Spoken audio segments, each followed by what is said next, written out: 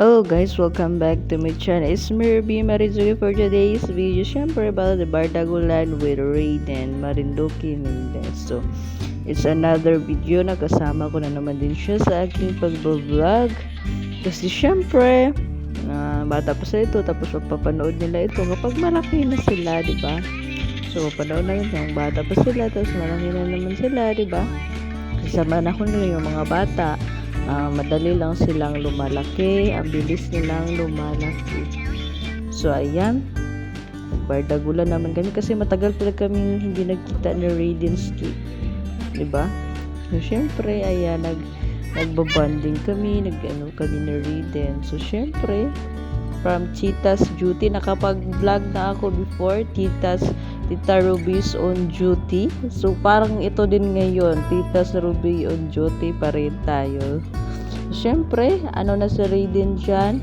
Magcoming 9 months, August 24. Magcoming 9 months. So, malapit talaga, parang August, tapos September, October, November. So, 3 months na lang siguro para mag 1 years old siya. So, ang bilis, no? Diba? So, syempre, paglabas rin kami. Tapos ngayon, malapit na din siyang mag 1 years old. So, yan, nag-ano na siya. Marunong na siyang mag-ano pa. Magtagilid yung, maalsa na yung katawan niya. So, syempre, pinakita ko sa naman sa inyo ang Tita Ruby on duty. Parang gano'n na pa rin. So, syempre, ayan. Nagbabantay tayo kay Radinsky. So, ayan. Aiden daw siya. Raiden. Aiden. So, siya yung pamangkin ko na apat yung napanood naman yung vlog ko before. Baby pa siya noon. Tapos nakapag-vlog ulit ako yung dinner. Kasama sila April, mga pamangkin ko, si Kaina. Tapos ngayon, nakapagpamasyal man si Raiden. So, syempre, create tayo ng another video. Kasi bata pa sila nito. Tapos syempre, ang bilis lang lumalaki ng mga bata ngayon. So ayan, nagbo-voice over lang ako.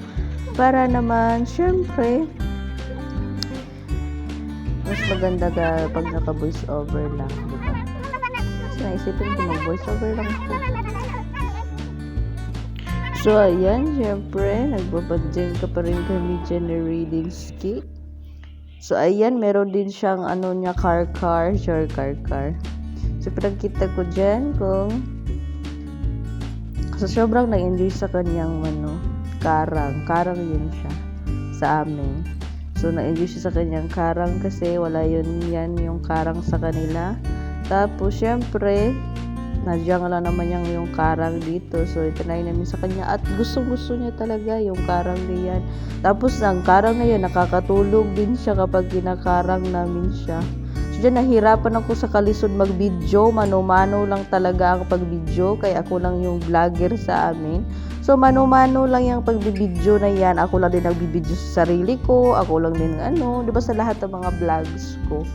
Siyempre, ako lang yung nag-vlog kasi ako lang naman yung nag-vlogger sa amin. So, siyempre, ako lang din siya akin. Kasi mag-video ako lang din. So, siyempre, ako lang din mahihirapan. Okay lang yan. So, syempre, ayan, pinakita ko sa inyo. Nagharang namin ni Raiden. Sobrang enjoy siya dyan. Tapos, kumakapit pa yung kamay niya dyan. Kasi, nung una, takot pa siya kasi first time yung makita iyan. Pero, kapag nasasanay na siya, first time lang naman kasi hindi pa niya nakita yung ganyan. So, ngayon, nagugustuhan na talaga niya kapag maggaganyan kami.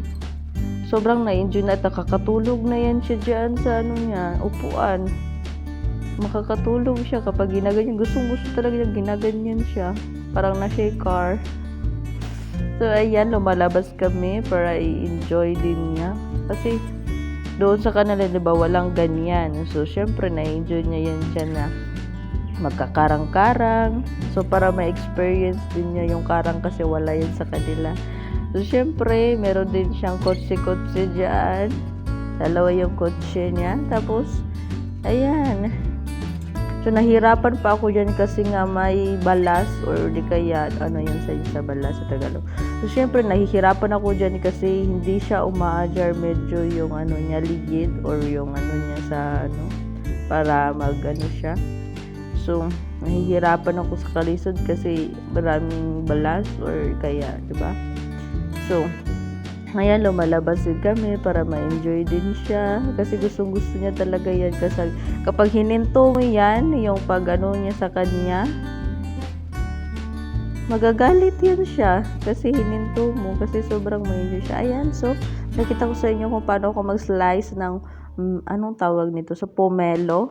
Kasi sa amin buongon, buongon, di ba?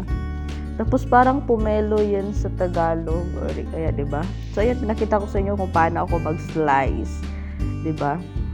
Syempre sa bukid meron kaming ganito before. Meron din kaming mismong puno ng buongon. But before lang yun kasi hindi naman ako bumabalik. So ayan lang guys, thank you so much for watching. See you sa aking next vlog. Bye!